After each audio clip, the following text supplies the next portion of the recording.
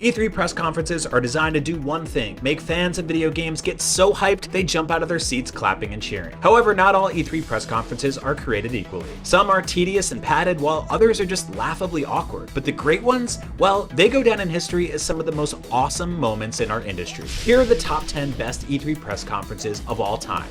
Get hyped. Ubisoft press conferences are not exactly known for being tonally consistent. They often whiplash between 40-person live musical numbers celebrating the Just Dance franchise and dry and clinical explanations of how you'll kill various enemies in The Division. But every now and then, some truly magical moments happen. In 2017, Ubisoft shocked fans with a stunning demo of Beyond Good and Evil 2, along with Far Cry 5, the bold and seemingly more down-to-earth new entry in the series, but there was one moment that stole the show. Ubisoft officially unveiled Mario and Rabbids Kingdom Battle for Nintendo Switch by bringing legendary game designer Shigeru Miyamoto on stage. Miyamoto was no stranger to E3 press conferences, but what made this one so special was the game's creative director and gigantic Nintendo fan, Davide Soliani, sitting front row in the crowd with tears running down his face, watching Miyamoto unveil his creation. で、ただ、ダビデさんに会った時にね、ダビデさんに一つだけお願いしたんです。 So when I met Davide-san, who is the creative director of this game, yes. At E3, it's usually up to the fans to get emotional over the big moments, but Ubisoft's E3 2017 presentation proved that game developers are also some of the biggest video game fans on Earth.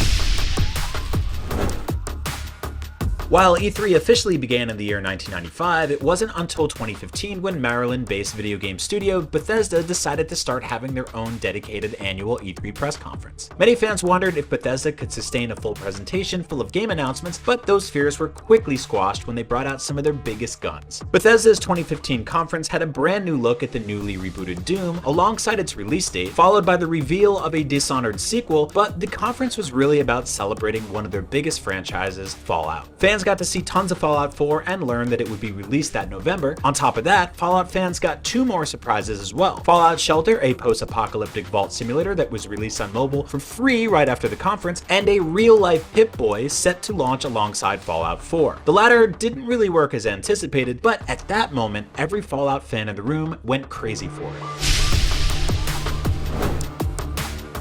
Microsoft's 2009 E3 press conference was utterly star-studded with guest presenters from Paul McCartney and Ringo Starr to Tony Hawk, Steven Spielberg, Hideo Kojima, and Cliff Bleszinski, just to name a few. In terms of games, it was equally jam-packed. The event showcased new trailers for Call of Duty Modern Warfare 2, Crackdown 2, Left 4 Dead 2, Splinter Cell Conviction, Final Fantasy XIII, Shadow Complex, Alan Wake, Forza Motorsport 3, Metal Gear Rising, Halo 3 ODST, and Halo Reach. The lineup helped to continue to solidify the Xbox 360 as a force to be reckoned with. It also gave us the rather awkward Kinect reveal, but the less time we spend remembering those parts, the better. Seriously, just don't remember those parts. Don't even think about them. Considering that Devolver's annual E3 booth consists of a cookout held in a parking lot across the street from the convention center, no one was quite sure what their idea of a press conference would be like. In addition to revealing some new indie games, Devolver's 2017 faux live E3 press conference was an absurdist skewering of every other event on this list. We're used to seeing excessive amounts of blood in E3 demos, but it's a bit of a surprise to see E3 presenters soaked in buckets of it. And let's face it, while E3 press conferences are often filled with incredible moments and huge announcements, they're also sometimes plagued with PowerPoint presentations about user metrics or corporate synergy speak. So having Devolver make an absurdist and surreal parody of them was a breath of fresh air.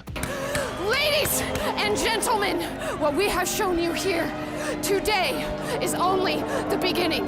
Tomorrow's unethical business practices today, the future of video games, and the futures.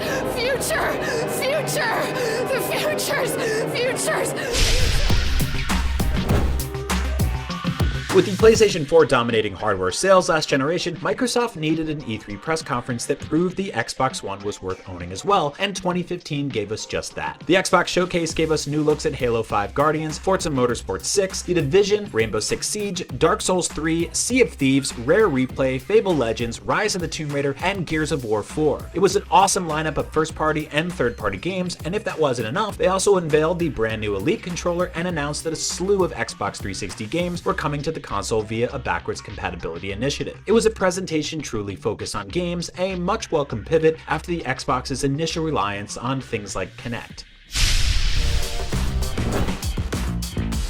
Sony's E3 2015 was all about making dreams come true, and not just because they showed Dreams, the ambitious new game-making project from Media Molecule, it was also where they unveiled a trio of games that made fans go absolutely crazy, namely The Last Guardian, Shenmue 3, and a stunning new remake of the classic and iconic JRPG, Final Fantasy VII. This conference was also where Killzone developer Guerrilla Games debuted their awesome-looking new open-world game, Horizon Zero Dawn, featuring lush environments and epic battles against gigantic robot dinosaurs. The PS4 was hitting its stride, and there were tons of great new games to look forward to on the horizon.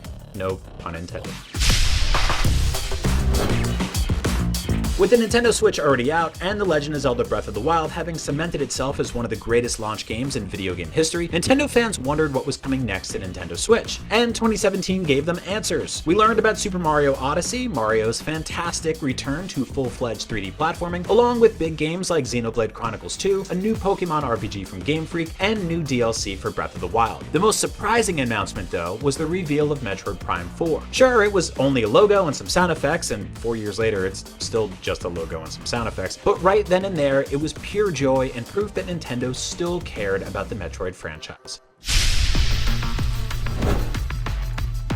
In 2016, Sony kicked off their E3 conference with a gigantic new announcement, a rebooted take on God of War that was in the works for PlayStation 4, and the stunning gameplay demo immediately proved that the game was going to be something special. And Sony was just getting started. We also got our first look at Days Gone, a massive open-world game from Sony Bend, a release date for PlayStation VR, plus a first look at Resident Evil 7's VR mode. And even more, we got our first looks at Insomniac's brand new Spider-Man game, Hideo Kojima's Death Stranding, Batman Arkham VR, and a release date for the long-delayed game, The Last Guardian. Finally. As you've definitely seen by now, E3 press conferences are loud, raucous, expensive, and over-the-top stage shows filled with a million moving parts. So it's interesting that one of the craziest E3 moments was seemingly filmed on a phone in a dimly lit room. This 22-second video showed how easy it was to share games on the PS4 compared to Microsoft's approach with Xbox. It was a snarky and hilarious roast of the competition, and it also came with the reveal that Sony was undercutting the cost of the Xbox One by $100. Sure, there were game announcements like Destiny and Final Fantasy 15, but the PS4 price reveal and the quick and funny video on game sharing resonated so much with gamers that they might very well be the reason that the PlayStation 4 went on to win that entire console generation, and the Xbox One had to play catch up for the next 7 years.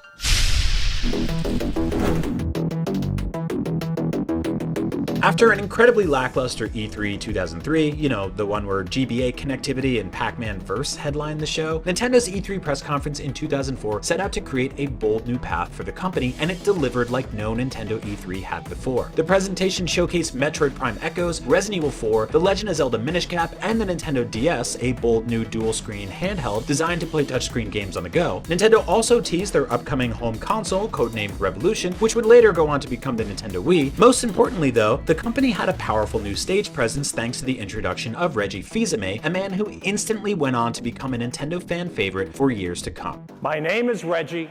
I'm about kicking ass. I'm about taking names. And we're about making games. But Nintendo saved the best for last when they revealed The Legend of Zelda Twilight Princess, a gritty, mature, and tonally dark take on Zelda that made the crowd go absolutely wild with excitement, creating one of, if not the greatest new game reveal moments in E3 history. The reaction even became an incredibly popular meme, which you've probably seen kicking around. The surprise Twilight Princess unveiling brought fans to tears, and it was all capped off with Shigeru Miyamoto taking to the stage holding Link's iconic sword and shield. It was truly what E3 is all about.